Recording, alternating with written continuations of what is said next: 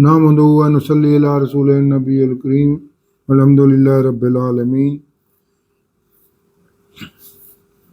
آج ہم جس حصے کا مطالعہ کریں گے وہ اہل ایمان کے لیے ہے، تو اس میں قرب الہی کیسے حاصل کیا جا سکتا ہے اس حصے میں بتایا جائے گا۔ دوسرا، کفار کے آئے دن کے سوالات پر اللہ اور اللہ کے رسول صلی اللہ علیہ وسلم نے کیا کیا جواب دیے۔ اہل ایمان کی پہلی ہجرت کہاں ہوئی، اور اسی طرح ایک آیت ہے جسے ہم عام طور پہ پڑھتے ہیں، کلو نفس ذائقۃ الموت، اسے ایک دوسرے زاویہ نگاہ سے بھی اس کو دیکھیں گے۔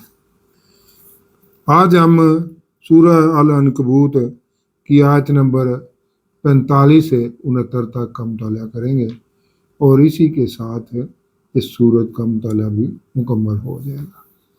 تو ابتدا کرتے ہیں تلاوت کلام پاک سے۔ اعوذ باللہ من الشیطان الرجیم، بسم اللہ الرحمن الرحیم۔ اتلو ما اوحی الیک من الکتاب واقیم الصلاۃ ان الصلاۃ تنہی عن الفحشاء والمنکر ولذکر اللہ اکبر واللہ یعلم ما تصنعون ولا تجادلوا علی الکتاب الا باللتی ہی احسن الا الذین ظلموا منہم وقولوا آمنا بالذی انزل الینا وانزل الیکم وإلہنا وإلہکم واحد ونحن لہ مسلمون۔ صدق اللہ العظیم۔ اب آیت نمبر 45 سے 69 تک تفسیر النور۔ یہ سورہ العنکبوت کے آخری 3 رکوع پر مشتمل یہ آج کی ویڈیو ہے۔ اس میں اہل ایمان کو عام ہدایات دی گئی ہیں جو دین کے پھیلاؤ کے لیے کمر بستہ ہے، اور انہیں مشرکین مکہ نے مصائب و آلام کا شکار کیا ہوا ہے۔ ارشاد باری تعالیٰ ہے، آپ صلی اللہ علیہ وسلم پڑھیں جو وحی کی گئی ہے، یعنی قرآن پاک کو۔ آپ صلی اللہ علیہ وسلم کی طرف کتاب مبین یا لوح محفوظ میں سے، اور نماز قائم کریں، بے شک نماز بے حیائی اور برائی سے روکتی ہے، اور اللہ کا ذکر سب سے بڑی بات ہے، یعنی قرآن پاک کی تلاوت قرب الہی کا سب سے بڑا ذریعہ ہے، کیونکہ قرآن کو سمجھنے سے بندہ مومن کو صبر و استقامت اور اللہ پر یقین اور توکل کی دولت حاصل ہوتی ہے، جو کفر کے مقابلے میں بندہ مومن کا سب سے بڑا ہتھیار ہے۔ اور یہی قرآن اللہ سے بندے کے تعلق کو مضبوط ترین کر دیتا ہے۔ نماز بھی قرآن کے ساتھ اللہ کے ذکر اور تشکر کا بہترین ذریعہ ہے۔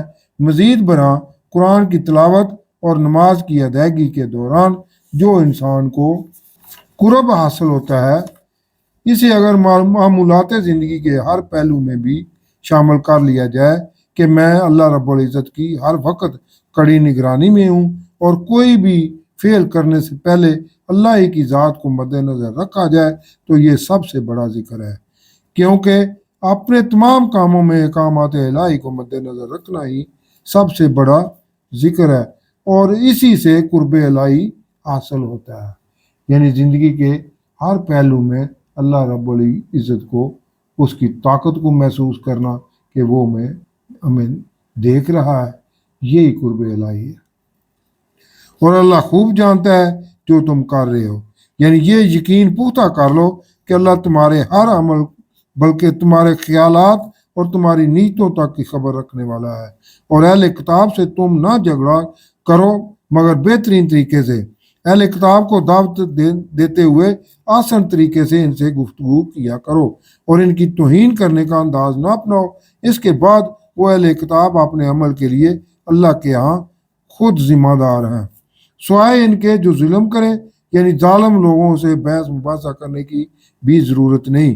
ان کی ہٹ درمی کا کسی حد تک سخت لہجے میں جواب دیا جا سکتا ہے، اور کہو کہ ہم ایمان رکھتے ہیں اس پر جو ہم پر نازل کیا گیا ہے اور اس پر بھی جو تم پر نازل کیا گیا ہے، یعنی تورات اور انجیل۔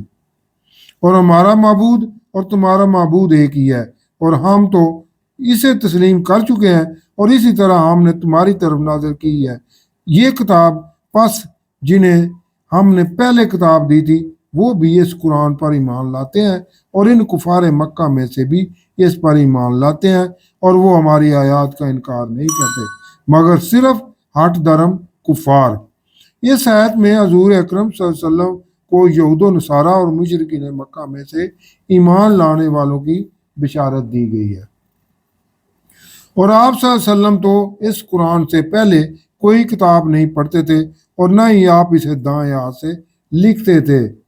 اگر ایسا ہوتا تو اس صورت میں پھر تو یہ حق ناشناس یقیناً شک کرتے، یعنی آپ صلی اللہ علیہ وسلم نے کوئی دنیاوی تعلیم حاصل نہیں کی اور نہ ہی کسی انسان سے پڑھنا لکھنا سیکھا ہے۔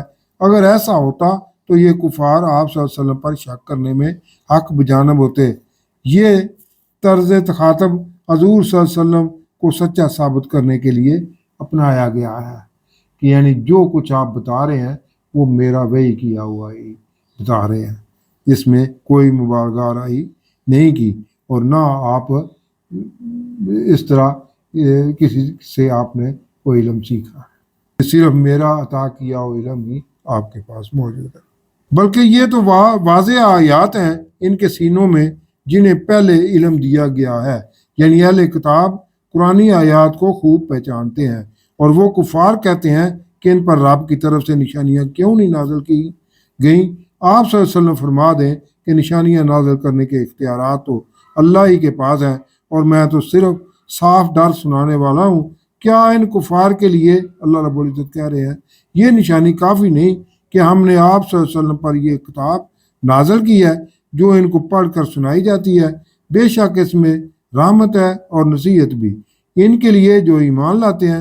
یعنی ان مشرکین کو قرآن جیسا معجزہ کیوں نہیں نظر آ رہا کہ انہیں بار بار دعوت دی جا رہی ہے کہ اس کلام پاک جیسا کوئی اور لا کر تو دکھاؤ، جو اپنی زبان پر وہ رکھتے ہو زوم کہ ہم بڑے بلیغ اللسان ہیں، تو اس کا توڑ لاؤ۔ پھر اگر یہ علامی کتاب نہیں ہے تو اس کا توڑ لاؤ، وہ تو لا نہیں رہے۔ آپ صلی اللہ علیہ وسلم فرما دیں کہ میرے اور تمہارے درمیان اللہ کافی ہے گواہ، وہ جانتا ہے جو آسمانوں اور زمین میں ہے، اور وہ جو باطل پر ایمان لائے ہوئے ہیں اور وہ اللہ کے منکر ہیں، وہی ہے نقصان اٹھانے والے۔ اور وہ آپ صلی اللہ علیہ وسلم سے عذاب نازل کرنے کی جلدی کر رہے ہیں، اور اگر ایک وقت مقرر نہ کیا جا چکا ہوتا تو ان پر عذاب آ چکا ہوتا، اور وہ ان پر ضرور اچانک آئے گا اور انہیں اس کا شعور تک نہیں ہوگا۔ وہ کفار آپ صلی اللہ علیہ وسلم سے عذاب کی جلدی کر رہے ہیں، بے شک جہنم ان کفار کا احاطہ کیے ہوئے ہے۔ اس دن عذاب انہیں ڈھانپ لے گا اوپر سے اور ان کے نیچے سے، اور کہا جائے گا کہ اب اپنے اعمال بد کا مزہ چکھو۔ اللہ رب العزت فرما رہے ہیں اپنے بندوں کو خطاب کر کے، اے میرے بندو جو ایمان لائے ہو، بے شک میری زمین بہت وسیع ہے، پس تم میری ہی عبادت کرو۔ یعنی اگر ایمان کی وجہ سے تمہارا مکہ میں رہنا دشوار ہو چکا ہے تو یہاں سے ہجرت کر جاؤ، تمہیں ہر قسم کا ٹھکانہ دیا جائے گا۔ اسی حکم کے تحت یہ پہلی ہجرت مسلمانوں نے کی، وہ تھی ہجرت حبشہ۔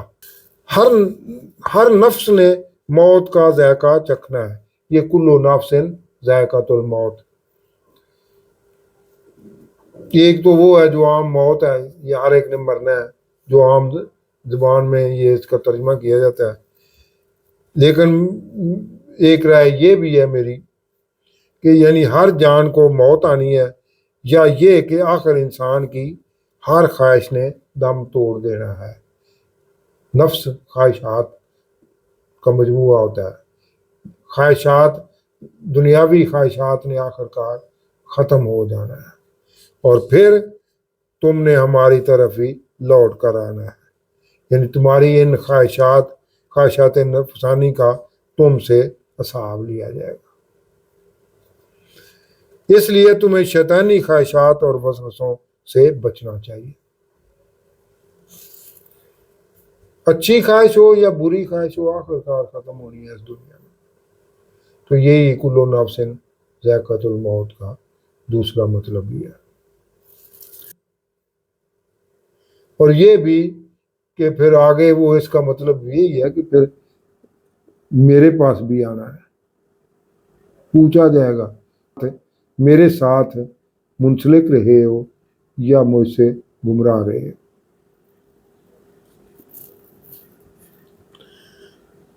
اور جو ایمان لایا انہوں نے اچھے اعمال کیے تو ہم انہیں جنت کے بالا خانوں میں جگہ دیں گے جن کے نیچے نہریں جاری ہوں گی، وہ اس میں ہمیشہ رہیں گے۔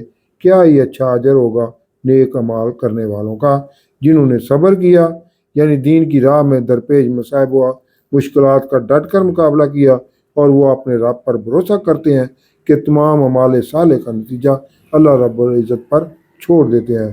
اور بہت سے جانور اپنا رزق اٹھائے نہیں پھرتے، اللہ انہیں بھی رزق دیتا ہے اور تمہیں بھی، اور وہ سننے والا جاننے والا ہے۔ یعنی رزق عطا کرنے کی ذمہ داری اللہ پر ہے، اس لیے اسی پر بھروسہ رکھو۔ اللہ پر تمہارا توکل جتنا زیادہ ہوگا اتنا ہی تمہارا ایمان مضبوط ہوگا۔ اور اگر آپ صلی اللہ علیہ وسلم ان کفار سے پوچھیں کہ آسمان اور زمین کو کس نے پیدا کیا ہے اور مسخر کیا ہے، سورج اور چاند کو، تو وہ کہیں گے کہ اللہ نے۔ تو پھر یہ کفار کہاں سے الٹے پھرے جاتے ہیں؟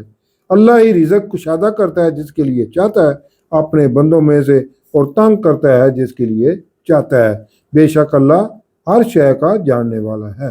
اور اگر آپ صلی اللہ علیہ وسلم ان سے پوچھیں کہ آسمان سے کون پانی نازل کرتا ہے جس سے زمین کو زندہ کر دیا جاتا ہے اس کے مردہ یعنی بنجر ہونے کے بعد، تو وہ کفار کہیں گے کہ اللہ نے۔ آپ صلی اللہ علیہ وسلم کہہ دیں کہ تمام تعریفیں اللہ ہی کے لیے ہے، لیکن ان میں اکثروں کفار کو عقل نہیں ہے، اور دنیا کی زندگی کھیل کود کے سوا کچھ نہیں ہے، اور بے شک آخرت کا گھر ہی اصل ٹھکانہ ہے۔ کاش کہ وہ جان جاتے جب یہ کشتی میں سوار ہوتے ہیں تو مخلص ہو کر پورے یقین سے اللہ کو پکارتے ہیں بیچ سمندر کے مصیبت کے وقت۔ پھر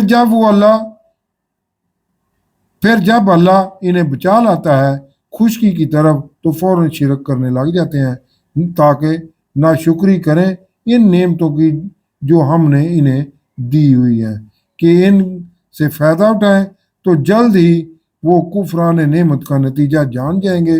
اور کیا وہ نہیں دیکھتے کہ ہم نے حرم مکہ پاک کو امن کی جگہ بنایا ہے، جبکہ ان کے آس پاس سے لوگ اچک لیے جاتے ہیں؟ تو کیا یہ باطل پر ایمان لاتے ہیں اور اللہ کی نعمتوں کی ناشکری کرتے ہیں؟ اور اس سے بڑا ظالم کون ہے، جس نے اللہ پر جھوٹ باندھا یا جس نے حق کو جھٹلایا جب وہ حق اس کے پاس آیا؟ یعنی یہ قرآن اور صاحب قرآن کی سند ہے کہ یہی حق ہے۔ کیا ان کافروں کا جہنم میں ٹھکانہ نہیں ہے؟ اور جنہوں نے ہماری راہ میں جد و جہد کی تو ہم انہیں اپنے راستوں پر ضرور ہدایت دیں گے، اور بے شک اللہ محسنین کے ساتھ ہے۔ صدق اللہ العظیم۔